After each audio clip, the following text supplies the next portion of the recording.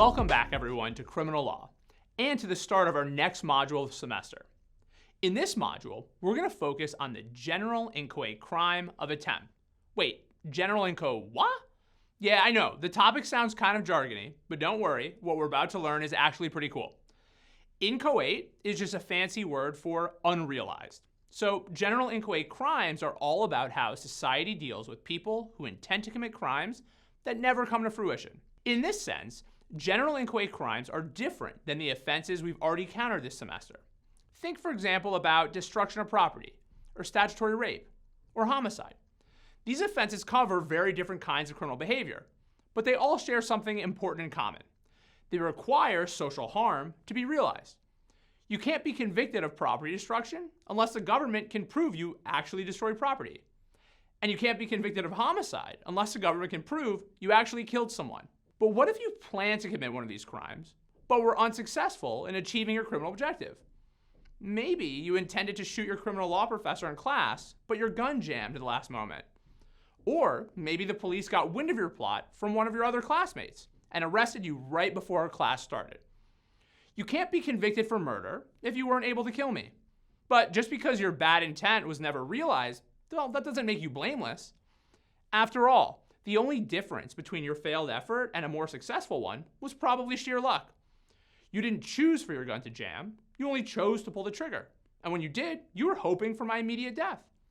So from a retributive perspective, your choice was just as culpable as the choice of a successful murderer. What about from a public safety perspective? Well, for one thing, someone who fails to realize their criminal intentions on one occasion might try again on another. And that makes them dangerous to society. Society also has an interest in letting other dangerous people know that merely trying to do harm is enough to land you in prison. And when deterrence fails, it's important for law enforcement to be able to stop serious crimes before they happen, without having to worry that the people they arrest will walk away scot-free. So in the real world, most people who intend to commit crimes but fall short won't walk away scot-free. Instead, they'll face very serious consequences for their unrealized efforts to perpetrate criminal offenses. But that's only made possible by general inchoate crimes. These are crimes which, as Professor Laurie Levenson phrases it, provide society with a safety barrier that punishes those who are intent on committing criminal offenses. This week, we're going to be focusing on one part, and arguably the most important part, of that safety barrier, the general inchoate crime of attempt. Simply put, an attempt involves trying to cause harm. Under U.S. criminal law, trying to commit a crime is itself a crime, which is prohibited and punished by general attempt provisions contained in every U.S. criminal code. Some of these general provisions have a lot to say about the elements of attempt liability. Others say very little, in which case it becomes the responsibility of courts to clarify the government's burden of proof in attempt prosecutions. But whether the elements of attempt are set forth by statute or in reported judicial decisions, the major policy issues in this area remain the same. This week, we're going to focus on three policy issues. First, what is the mens rea, or culpable state of mind, that must be proven to convict someone of a criminal attempt? Is it enough for an attempter to act with the culpable mental states required by the underlying offense? Or are there some situations, for example, attempts to commit crimes that can be established by proof of recklessness or negligence, where a higher mens rea must be proven? Second, what's the actus reus, or conduct requirement, of an attempt? Clearly, someone who does everything necessary to commit an offense, but fails to complete their criminal objective due to some fortuity outside their control, like a gun that jams at the last moment, well, they've done enough to support attempt liability. But what about the situation of someone whose criminal plans are frustrated by police earlier in the timeline? At what point can we say that someone crossed over the line from tentative preparation to hard and fast criminal perpetration? Third and finally, when people cross that line, how should we sentence them? For example, should the fact that the social harm prohibited by an offense never occurred matter to punishment, even if the defendant's culpable intent was the same? And if we say that, yeah, social harm matters and that attempts should be sentenced less severely, then what's the right discount? 25% off punishment for the completed offense? Maybe 50% off? Or even more? These are the fascinating and important questions we're going to be wrestling with this week. Now, I want to tell you about our plan of attack. In this recording, we're going to pursue two main objectives. First, I'm going to provide you with a more detailed overview of general inchoate crimes. This is intended as background for our study of criminal attempts. Then, once we have a better sense of what general inchoate liability is, we're going to spend the rest of this recording focusing on one particularly thorny aspect of attempt liability, and that's mens rea. The mens rea of attempt is a challenging topic, which I think is best covered slowly in a lecture format. So that's what we'll be doing here, focusing on the modern, element analysis-based approach. Once you've completed the recording, you should then turn to the reading and class assignments on this topic, as well as the other topics in attempt liability we'll be discussing in this week's class. Does that sound good to you? I hope so. So with that, let's dive in. Okay, so again, our focus in this module is on general inchoate crimes. Inchoate is a fancy piece of legal jargon which means not fully done or unrealized. So inchoate crimes punish efforts towards achieving some criminal objective without requiring proof that the criminal objective has actually occurred. In this sense, inchoate crimes are different than the completed or coate offenses that we've considered this semester. To secure conviction for destruction of property or homicide, the prohibited social harm actually needs to be proven. But for inchoate crimes, the government only needs to prove an intent to achieve a criminal objective and particular kinds of efforts made towards achieving it. So there are three primary kinds of efforts that the criminal law prohibits, and those are reflected in the big three general inchoate crimes: attempts, solicitations, and criminal conspiracies. Simply put, a criminal attempt involves trying to commit an offense. A criminal solicitation involves asking another person to commit an offense. And a criminal conspiracy involves agreeing to commit an offense. Each of these inchoate crimes are general in the sense that they apply broadly across specific offenses, but they don't constitute independent offenses in their own right. So for example, we don't convict people of criminal attempt full stop. Instead, we convict people for attempting to commit some other crime. And the same goes for general inchoate crimes of conspiracy and solicitation. Throughout our discussion, I'm going to refer to the object of a general inchoate crime as the, quote, target offense. So for example, if someone is charged with attempted murder, then murder constitutes a target offense. And if someone's charged with attempted statutory rape, well then statutory rape constitutes a target offense. In this class, we're going to focus on the general inchoate crime of attempt. But even still, I want you to have a general sense of how all three of the major general inchoate crimes relate to one another. And to do that, it's helpful to think in terms of the timeline for criminal activity. So most uninterrupted crimes begin with an initial idea and then end when someone does everything they plan to do to complete it. Between these two bookends, there's a lot of room for intermediate steps on the timeline. I'm talking about things like evaluation, deliberation, recruiting others, preparing, and execution. As we've discussed throughout this semester, a voluntary act is a fundamental requirement of criminal liability. So no inchoate crime begins at the initial moment of conception. Mere thoughts are not enough. Instead, some tangible progress on the criminal timeline is necessary. In many situations, the earliest point in which general inchoate liability arises is with a solicitation, which again involves requesting another person to commit a crime. Broadly speaking, the moment one person asks another person to commit a crime, the requesting party can be convicted for soliciting the target offense. Nothing more needs to happen or be proven. In this sense, solicitation is typically the broadest form of general inchoate liability. Slightly narrower, though still very broad, is a general inchoate crime of conspiracy, which again involves agreeing to commit an offense. Generally speaking, a criminal conspiracy has occurred when two or more parties agree to commit an offense, and then at least one of the parties engages in some overt act in furtherance of their agreement. Because of the requirements of both agreement and an overt act, criminal conspiracies are generally the second inchoate crime to arise on the criminal timeline. The third and final general inchoate crime to arise on the timeline is usually a criminal attempt.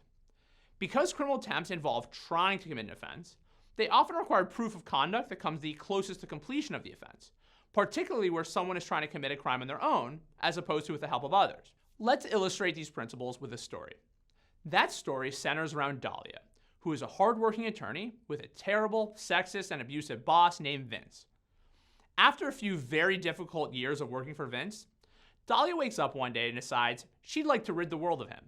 So she pours herself a nutritious bowl of Lucky Charms cereal and begins thinking about how to get this done. The simplest solution, she decides, is to hire Harriet the Hitwoman, who has an excellent reputation for executing abusive men. So Dahlia calls up Harriet and offers her $1,000 to do the job. As soon as Dahlia's verbal offer has left her mouth, she's committed a criminal solicitation. Specifically, she solicited murder. And that's so, although moments later, Harriet tells Dahlia that she'd love to accept the offer, but she can't, because she's just retired from the assassination game. So that's disappointing, but there's also good news. Lucky for Dahlia, assassination runs in Harriet's family. So Harriet refers Dahlia to her younger sister, Ruth, who's also a hitwoman. After speaking with Ruth, Dahlia is impressed, so she offers her the job, which Ruth promptly accepts. Soon thereafter, Ruth begins to engage in some basic preparations to carry out the job. At this point, Dahlia and Ruth have both conspired to murder Vince. And that's so, although soon after Ruth's preparations begins, she dies of a heart attack and is unable to carry out the job. Argle bargle. Now Dahlia's really frustrated. Like, how hard can it be to find a good hitwoman these days? Apparently, if you want something done, then you need to do it yourself. Or at least that's what Dahlia says to herself. So that's what she tries to do. After making detailed plans to assassinate her boss, Dahlia buys guns and ammo specifically for the job. In some jurisdictions, as you'll soon read about, this substantial step towards the perpetration of a crime could alone provide the basis for convicting Dahlia of attempted murder. But in other jurisdictions, it would be necessary for Dahlia to progress even further down the criminal timeline. Say, for example, by actually arriving to the scene of her planned assassination with gun in hand and Vince in sight. Setting these policy differences aside, though, all jurisdictions would say that once Dahlia's carried out every part of her plan, say by walking up to Vince, pointing her gun, and then pulling the trigger, well, then she'd definitely be liable for an attempt. Okay, so those are the primary differences between the big three general inchoate crimes. Now I want to flag an important similarity, and that's mens rea. To be guilty of any inchoate offense, the defendant must have a very guilty mind. And that makes sense, because in an area of law that doesn't require social harm, the guilty mind is the most culpable thing that general inchoate crimes have to work with. In many cases, the conduct involved in a general inchoate prosecution can be entirely innocuous. So criminal liability lives or dies based on what was happening in the mind of the defendant. That's one reason why the common law described attempt, conspiracy, and solicitation as specific intent crimes, even when the target of a general inchoate crime may have only been categorized as one of general intent. Of course, these general and specific intent labels don't tell you much about what mens rea actually needs to be proven, since they fail to provide the kind of elemental analysis necessary to clarify the government's burden of proof. But these vague common law labels do at least clearly communicate a basic idea. To be convicted of a general inchoate crime, the actor must possess a state of mind which is at least as culpable as what's required by the target offense. And sometimes, as we'll soon learn, the mens rea of a general inchoate crime might be even more demanding yet. In the rest of this recording, we're going to explore this idea as it applies to the general inchoate crime of attempt, focusing on the modern elemental perspective on mens rea we've been studying throughout the semester. But before we dive into the mens rea of attempts, I do want to acknowledge something important.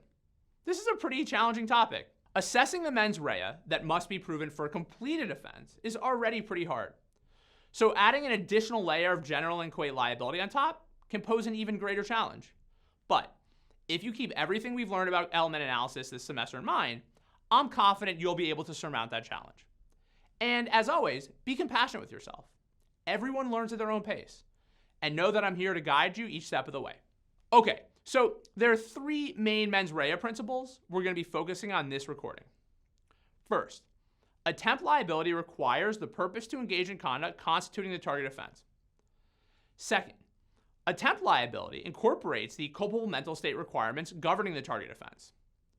And third, when the target offense of an attempt incorporates a result element, then attempt liability requires proof of an intent to cause a result. And that's true even if a lesser culpable mental state like recklessness or negligence is sufficient to satisfy the target offense. Okay, so those are the three mens rea principles we're going to be covering. Now let's consider each in greater detail. So the foundation for criminal attempt liability is a special kind of purpose, the purpose to engage in the conduct constituting an offense. Specifically, to attempt to commit an offense is to act with a purpose to engage in a course of conduct satisfying the objective elements of an offense. To illustrate, consider the situation of Dylan, who the police arrest in a bank parking lot sitting within his car with a firearm, a ski mask, and a paper entitled, quote, bank robbery plan. Based on these findings, the government wants to prosecute Dylan for attempted bank robbery. What do you think they have to prove? Well, one thing, and arguably the most fundamental thing, that the government would have to prove is that it was Dylan's purpose, at the moment he was arrested in his car, to engage in conduct constituting a bank robbery, however that offense is defined by law. If you take a moment to reflect on Dylan's situation, you'll come to see that this special purpose requirement is more or less a logical necessity. If attempt means anything, it's that someone planned to do the thing they're being charged with trying to do, and which the criminal law told them they can't do. Indeed, how could it be otherwise? Imagine, for example, that after Dylan's arrest, the police learned that Dylan was an off-Broadway actor who was on his way to rehearsal for a play about bank robberies that he was a lead role in. In that case, the government would have no basis for convicting Dylan of attempted bank robbery because he wasn't actually planning to commit a bank robbery, only to act in a play about them. One thing to note about this special purpose requirement is that it's really only material in prosecutions involving incomplete attempts, which is to say, in situations where the attempter hasn't been able to carry out every step of their criminal plan. So, for example, when someone like Dylan is arrested outside a bank with a weapon, then it needs to be proven that they plan to do more than they did. But that's not the case in the situation of a completed attempt, which is where someone did everything necessary to commit a crime, but were unsuccessful for some extraneous reason. Say, for example, because their gun jammed or the victim ducked at the last moment. Under these circumstances, the defendant already did everything they needed to do to complete an offense, so there's no need to prove that they plan to do more. With that in mind, there's one final thing I'd like to note about the special purpose requirement.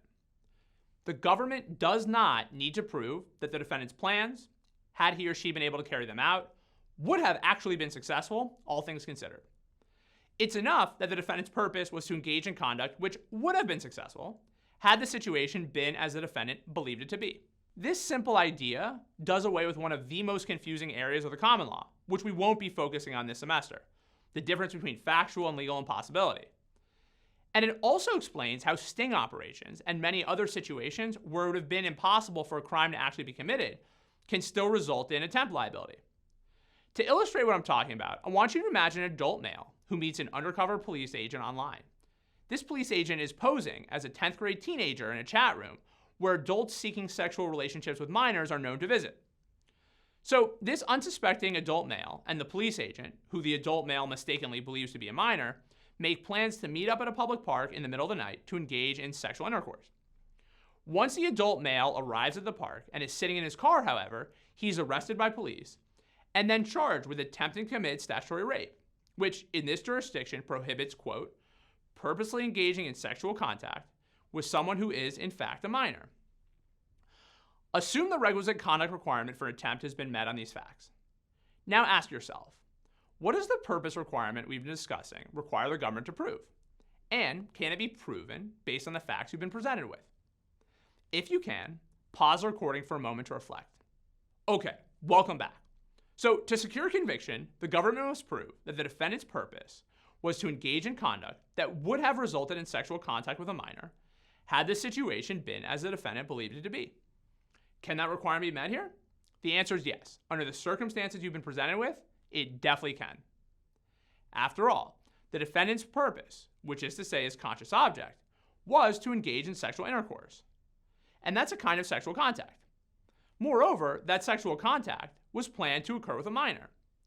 No doubt the police agent wasn't actually a minor, but for purposes of attempt liability, that doesn't matter. It's enough that the defendant believed the victim was a minor, and so the defendant would have committed statutory rape had the situation been as the defendant believed it to be. Does that make sense? I hope so. Okay, so that's the first mens rea principle for attempt liability. Now let's turn to the second. And that's this. Attempt liability incorporates the culpable mental state requirements governing the target offense.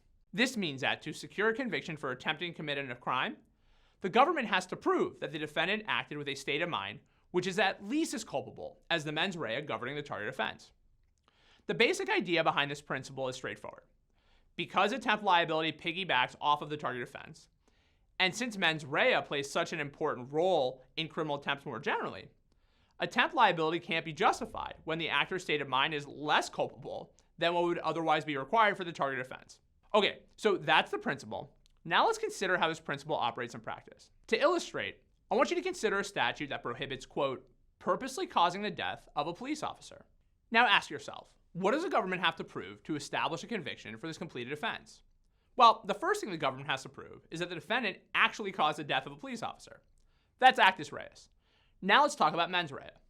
An elemental analysis of this statute reveals two things about the defendant's mind that have to be proven under the Model Penal Code's definition of purpose. First, that it was the defendant's conscious object to cause death. And second, that the defendant was aware, believed, or hoped that the victim was a police officer. Okay, so that's the mens rea for the completed offense. But what about where an attempt to murder a police officer is charged? Consider, for example, a situation in which Dante, the defendant, was about to pull out a firearm and shoot at one undercover police officer, let's call him Victor, only to be tackled and then arrested by another undercover police officer. Let's call her Vilma. After being arrested by Officer Vilma, Dante, the defendant, admits to having planned to kill Victor. But he says, truthfully, that he was completely unaware that Victor was a police officer. Instead, Dante honestly thought that Victor was the member of a rival gang who had killed Dante's brother a few days ago. If Dante is prosecuted for attempting to murder a police officer on these facts, what mens rea elements does the government have to prove? Well, one thing the government would have to prove is attempt's special purpose requirement, namely that Dante's purpose, at the moment he was tackled by Vilma, was to engage in conduct that would have resulted in the death of a police officer. This special purpose requirement is easily satisfied here based on the facts you've been presented with. Because Dante planned to shoot Victor, who is a police officer, Dante clearly acted with the purpose to engage in conduct which would have resulted in the death of a police officer. Now let's turn to the second mens rea principle, which requires the government to prove that Dante satisfied the culpable mental state requirements governing the target offense. As we've already discussed, for the target offense, it must be proven that the defendant's conscious object was to cause death, and that the defendant was aware, believed, or hoped that the victim was a police officer. So that's also what has to be proven for an attempt to murder a police officer. So, can that be proven here? No, it can't. At least not on the facts you've been presented with. Clearly, Dante acted with the requisite purpose to kill Victor, but in so doing, Dante had no idea that Victor was a police officer. And so therefore, Dante lacked the required mens rea as to the circumstance element of the completed offense. Lacking that culpable mental state, Dante can't be convicted of attempting to do the same. Okay, so this illustrates the second mens rea principle we've been discussing, namely that the defendant's state of mind must satisfy the culpable mental state requirements governing the target offense. But this raises a question. Is satisfying the culpable mental state requirements governing the target offense always enough? Or are there circumstances in which some higher mens rea must be proven? And why, oh why, Professor Sirota, would someone even care to ask this question? Now that's a good question. Let me try to tell you why. In plain English, to attempt to do something is to try to do something. And trying seems to imply something intentional. That is, purposely trying to achieve something, if not being aware that you're likely to achieve it. And yet, as we've seen throughout the semester, many crimes allow criminal liability to rest on something less than intent. For many crimes, it's enough to act recklessly. And for some crimes, proof of negligence will also suffice. And indeed, strict liability, which is to say the absence of any culpable mental state, is also a possibility. Once you consider that reality in light of the seemingly intentional nature of an attempt, something like a Zen koan or riddle presents itself. Can an unintentional offense be unintentionally attempted? Or is there some reason, rooted in either logic or public policy, why there should be no such thing as a reckless, negligent, or strict liability attempt? Okay, so that's the question. Now I'm going to do my best to answer it for you in 4 steps. First, I'm going to provide you with the general rule, which is the third mens rea principle we're going to be learning. Second, I'm going to illustrate what this principle means and how it operates. Third, I'm going to discuss a justification for this principle. And then fourth and finally, I'm going to explain one important implication of this principle. So let's start with a statement of the principle, and that's this. When the target of an attempt incorporates a result element, then attempt liability requires proof of an intent to cause that result. And that's true even if the result element of the target offense is subject to a lower mens rea, whether recklessness, negligence, or in the case of strict liability, none at all. This principle effectively precludes liability for attempted reckless manslaughter, attempted negligent homicide, or attempted strict liability felony murder. Now, the government's always free to charge an attempt to commit one of these or any other non-intentional result element crimes. But, and this is important, to secure an attempt conviction, it would have to be proven that the defendant intended to cause the result element required by the target offense, even though a lesser mental state would suffice for a conviction for the completed offense. Okay, so that's the general principle. Now let's try to figure out what this actually means in practice. To illustrate, consider the following fact pattern. David is a huge LMU women's basketball fan who's running late to the big game. So David jumps in his car and maniacally speeds through a red light when a pedestrian named Vicky begins entering the crosswalk. David was aware that Vicky was walking into the crosswalk, but he thought that he could speed by without making an impact. As a result, David consciously disregards a substantial risk of causing Vicky's death. So if David does make fatal impact with Vicky, he could be charged with and convicted of reckless manslaughter. But what if he doesn't make impact? What if, for example, Vicky jumps out of the way and avoids contact with David's car? In this scenario, David's mental state is the same. He consciously disregarded a substantial risk of death. But because that didn't occur, he can't be convicted of reckless manslaughter. Now, the government could try to charge David with attempted reckless manslaughter. But in that case, under the third mens rea principle we've been discussing, proof of recklessness, which is to say that David consciously disregarded a substantial risk of death, wouldn't be enough. Instead, the government would have to prove that David intended to kill Vicky, and that the government could not do on the facts I presented you with. But this raises a question. What exactly does proof of an intent to cause a result element of the targeted offense entail?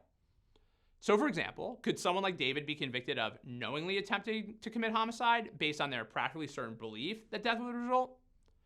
Or is a conscious desire to cause harm, which is to say a criminal purpose, the only mental state which will support attempt liability for a result element crime?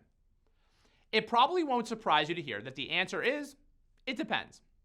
Some jurisdictions apply a purpose rule. Under this approach, it must have been the defendant's conscious object to cause any result element required by the target offense to support liability for an attempt. By contrast, other jurisdictions, drawing on the recommendations of the Model Penal Code, apply a slightly less restrictive approach. Under this knowledge rule, proof of a practically certain belief that harm would occur will also support attempt liability. The difference between these two approaches is reflected in the following fact pattern involving Derek. Derek loves animals, and he hates factories that kill them. So he plants a bomb in a local meat processing facility. Derek doesn't want to harm anyone. He just wants to blow up the facility. But there's a problem. The facility has a night watchwoman, Val, who's there all night. Derek would strongly prefer to harm Val, but he has no choice if he wants to decimate the facility. So he sets a detonator on a bomb, practically certain that Val will die in the blast. But as it turns out, the detonator is broken, and so the bomb doesn't go off. Derek is then later arrested and charged with attempted murder. In a jurisdiction that applies a purpose rule, Derek couldn't be convicted of attempted murder since his conscious object was to destroy property, not to kill a human being, as is required by murder. By contrast, in a jurisdiction that applies a knowledge rule, Derek could be convicted of attempted murder based on his practically certain belief that Val would die. Okay, so we've now discussed the third mens rea principle and explored how it applies. Next, let's consider its justification. What do you think explains the criminal law's prohibition on recklessness, negligence, or strict liability as to result elements as the basis for attempt liability? If you can, take a moment to reflect and see what you can come up with. Okay, welcome back. So there are two main reasons offered in support of this principle. One is linguistic. Some people argue that the idea of recklessly or negligently attempting to cause a result is a contradiction in terms, given the plain meaning of attempt. How can you try to do something unintentionally? Insofar as everyday English is concerned, I think that's a decent argument. But here we're talking about criminal policy. And there's nothing incoherent, as a matter of policy, about holding people liable for attempted reckless homicide when they consciously disregard risk of death. Indeed, there's at least one jurisdiction in the country that actually allows for it. As a result, one could argue the more incoherent practice is what just about every other jurisdiction in this country actually does. Bar attempt convictions when, by sheer luck, the consciously disregarded prohibited risk fails to occur. The truth of the matter is that there actually are good reasons to support this limitation on attempt liability, but I don't think they have much to do with ordinary language. Instead, they focus on the floodgates of liability. The idea is like this. In a world of reckless and negligent attempts to commit result element crimes, we could confront an expansion of criminal liability that goes beyond what society is comfortable with. To illustrate what I'm talking about, consider a minor tweak to the David-Val scenario from above. Now I want you to imagine that Val is an elementary school teacher accompanied by 20 of the cutest first graders the world's ever seen. Once again, Val jumps out of the way, and this time she also saves her entire class from David's reckless driving. In a world of attempted recklessness, David could be charged with 21 counts of attempted manslaughter, which is to say nothing of the additional counts that might be brought based on the dozens of other people David dangerously zoomed by on his way to the game. That could lead to extraordinary and some would say disproportionate liability, and could also result in all kinds of proof difficulties. So as a result, jurisdictions have basically drawn a line in the sand, which says that you can't be convicted of attempting to commit a result element crime absent an intent to cause that result. Now, this doesn't mean incredibly dangerous drivers like David get off scot-free. There are specific reckless driving and general reckless endangerment offenses which can be brought to cover such dangerous conduct. But those offenses are also often punished as misdemeanors, which are far less serious than felonies like reckless manslaughter or negligent homicide. Does that seem like justice to you? Maybe, or maybe not. Either way, that's the justification behind the third mens rea principle. And that brings us to the final point I'd like to discuss, an important implication of this principle. You'll notice that this third principle is entirely focused on result elements. It says nothing about circumstance elements. That's no accident, because the general rule for circumstance elements is that there's no special treatment or elevation necessary when attempt is charged. If a culpable mental state is sufficient for the target offense, well then it's enough for an attempt.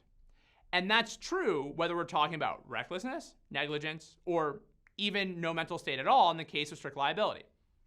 So that's good news for you because it simplifies your analysis. But it's not great news for criminal defendants who can be convicted of an attempt in the absence of belief, awareness, or any other mental state as to the circumstance element of a crime, provided it's not required by the target offense. To illustrate, let's return to the strict liability statutory rape offense we considered earlier. That offense prohibits, quote, purposely engaging in sexual contact with someone who is, in fact, a minor. To secure conviction for the completed version of the offense, the only thing that needs to be proven is that the person's conscious object was to engage in sexual contact with someone, and that this person was, factually speaking, a minor. Under the strict liability statute, it would be irrelevant that the accused believed the minor victim was above the age of consent, or even that a reasonable person would have believed this to be the case under the circumstances. And so that's also true when an attempt to commit statutory rape is charged. Consider, for example, the situation of Dilbert, a 40-year-old adult male who meets Viola, a minor female, with an incredibly realistic fake ID at a bar on a Monday night. The two schedule a sexual rendezvous for later the following evening at Viola's house. But as it turns out, Viola's dad lives at the house as well, and is also the local chief of police. And he catches wind of the situation after reading through his daughter's text messages. So Viola's dad ultimately has one of his officers waiting and then arrest Dilbert just as he begins climbing into Viola's bedroom. Let's assume that Dilbert has engaged in enough conduct to be convicted of attempt. Under these circumstances, does Dilbert have the state of mind necessary to support a conviction for attempted statutory rape? If you can, take a moment to reflect on this question, based on the mens rea principles we've been covering in this recording. Welcome back. The answer to the question is yes, Dilbert has a state of mind necessary to support a conviction for attempted statutory rape. First, Dilbert has the purpose to engage in the conduct constituting the offense. Had the officers not intercepted Dilbert, he would have engaged in sexual contact with Viola, who is in fact a minor. Second, Dilbert acted with the culpability required by the target offense. Here, the target offense only states one mental state requirement. The accused must purposely engage in sexual contact. That requirement is clearly met here because, as we just discussed, David's conscious object was to engage in sexual contact with Viola. By contrast, the key circumstance element in statutory rape, that the victim be a minor, is subject to strict liability for the completed offense. And so that's also true for an attempt to commit the same. Dilbert's mistake as to Viola's age, however reasonable it might have been under the circumstances, is irrelevant in a prosecution for completed statutory rape. And so it's just as irrelevant in a prosecution for attempted statutory rape. Therefore, under the facts you've been presented with, Dilbert clearly seems to have the state of mind necessary to support a conviction for attempted statutory rape. And with that, we've now reached the end of our discussion of the mens rea of an attempt.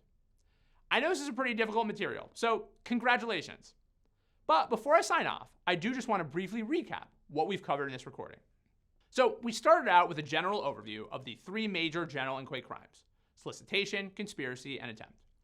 These three crimes are inchoate in the sense that they criminalize efforts towards committing a crime with the intent to do so, without regard to whether that intent was realized.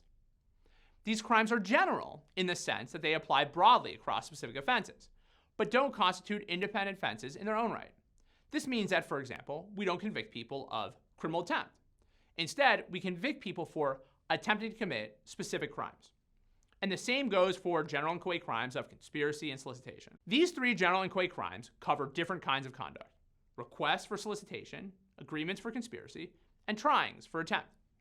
Therefore, on the timeline of criminal activity, it can generally be said that solicitation liability arises first, then conspiracy liability arises second, and then finally comes attempt liability. But all three general inchoate crimes share something important in common. A very guilty mind must be proven to secure a conviction. In this recording, we focus on the three most important aspects of this guilty mind in the context of attempt prosecutions. First, attempt liability requires the purpose to engage in conduct constituting the target offense. Second, attempt liability incorporates the culpable mental state requirements governing the target offense. And third, when the target offense incorporates a result element, then attempt liability requires proof of an intent to cause the result. And that's true even if a lesser culpable mental state like recklessness or negligence is sufficient to satisfy the target offense. And that, my friends, brings us to the end of this recording. You're now ready to begin the class readings and assignments. I'll look forward to discussing all of them with you in class on Monday. In the meantime, take care of yourselves and be well.